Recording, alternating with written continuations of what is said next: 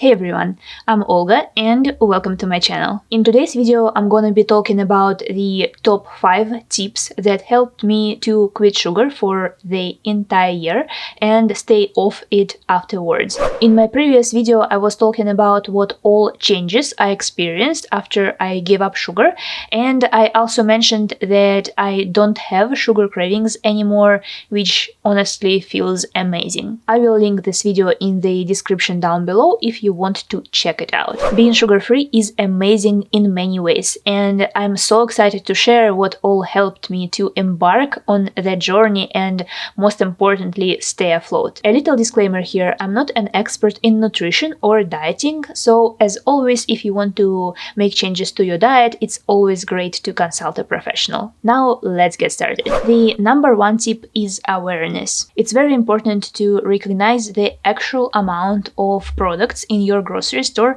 that have added sugar in them. Aside of soda, chocolate, cakes and such, sugar hides in many things that are less obvious to have it among the ingredients. Sugar is found among crackers, sauces, dressings, condiments, frozen meals, and even some seaweed snacks. Not to mention the amount of hidden sugars that are present in a huge number of products, but because they are called differently, we don't always recognize what they are. Luckily, you can easily find a list of hidden sugars online and be aware of them.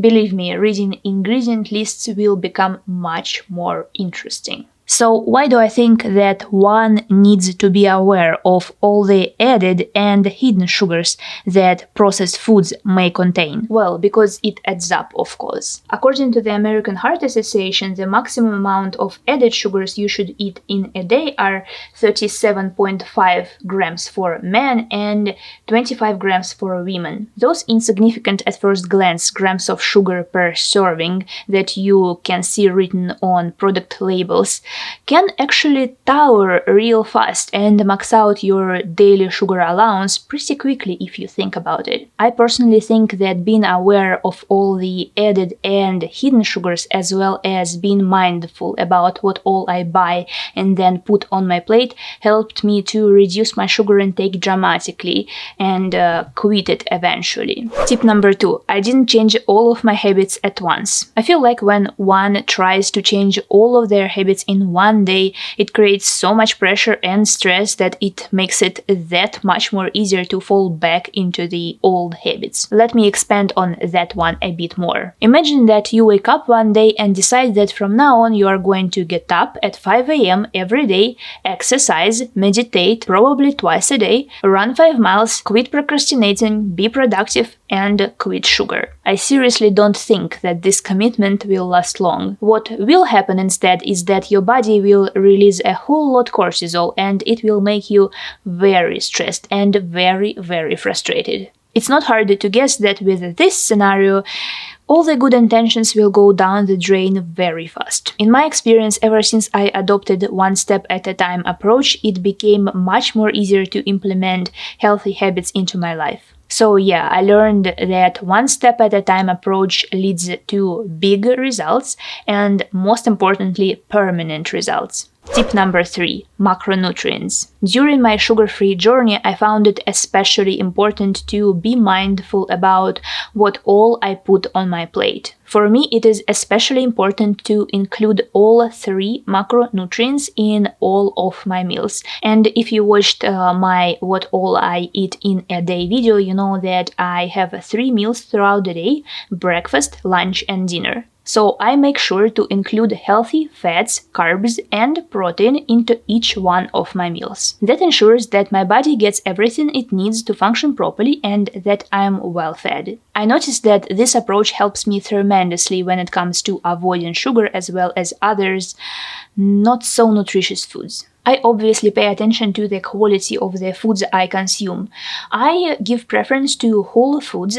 The amount of processed foods in my diet is strictly limited, and I make sure to make all of my meals that I have throughout the day as diverse as possible, so my body receives all the vitamins and minerals it requires. By the way, if you are interested to see what all I eat throughout the day, I will link a video in the description down below where I talk just about that. Tip number 4. The right carbs. I can't stress enough how important this one is. I'm talking about the complex carbs, of course. I tried to quit sugar for the first time back in 2018, I think. It was somewhat successful. Why somewhat? Well, I stayed away from sugar for 8 months on one hand, but on the other I was feeling so hungry all the time, and once I started having sugar again, I quickly rolled back to having as much sugar as I did prior starting my sugar-free months. And yes, I fully realize now that being hungry soon after having a meal was a pretty big red flag, which meant that my diet choices were wrong. Let's get into the nitty-gritty details now. Why was I feeling so hungry all the time? Well, because aside of quitting sugar, I also seriously limited my carb intake. Back then I didn't know much about proper nutrition and was just going with the flow and whatever pieces of information I heard here and there. Now I know that carbs are a major part of our diet because they are our main source of energy. Complex carbs have much higher fiber content than simple carbs do. Therefore, they take longer to digest, which in turn prolongs the feeling of being full. Simple carbs, on the other hand, are absorbed by our bodies very fast. Therefore, after consuming those, we tend to get hungry again much faster. When we get hungry in between of our main meals, we tend to snack on sugar or other not so healthy snacks, just to get hungry again in like an hour. Vicious cycle. It was definitely a game changer for me to include complex carbs into my diet in combination with the previous tip, of course. Consuming complex carbs along with healthy fats and protein ensures that I'm able to go on without feeling hungry in between of my main meals for 4 to 5 hours straight, without even thinking about snacking, let alone sugar. And finally, tip number 5, which is mindset. Having the right mindset was and is a very important part of my sugar-free journey. I used to have something sweet every time I would get even a tiny bit upset about something, or when I was happy about something, or when I was simply bored. Once I fully realized that sugar consumption gives me a very short-term satisfaction and doesn't give me anything good long-term, my way of thinking changed.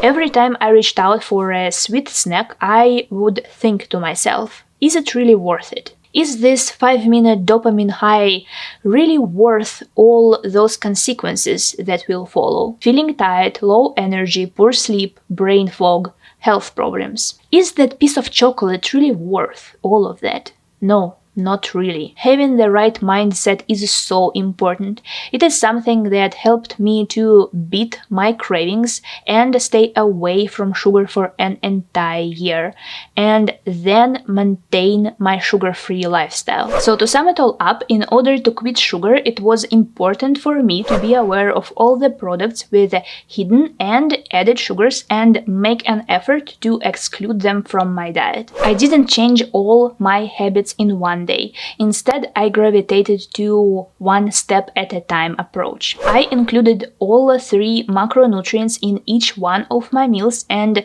made sure that most of my diet consists of healthy and whole foods. I included complex carbs into my diet.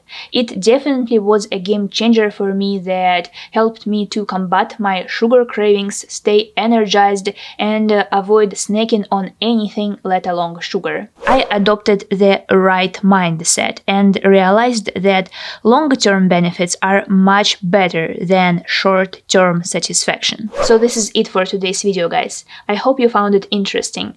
Let me know in the comments down below if you have any questions, and as always, like this video and subscribe to my channel if you want to see more sugar-free videos. Thank you so much for watching, guys, and I'll see you in the next one.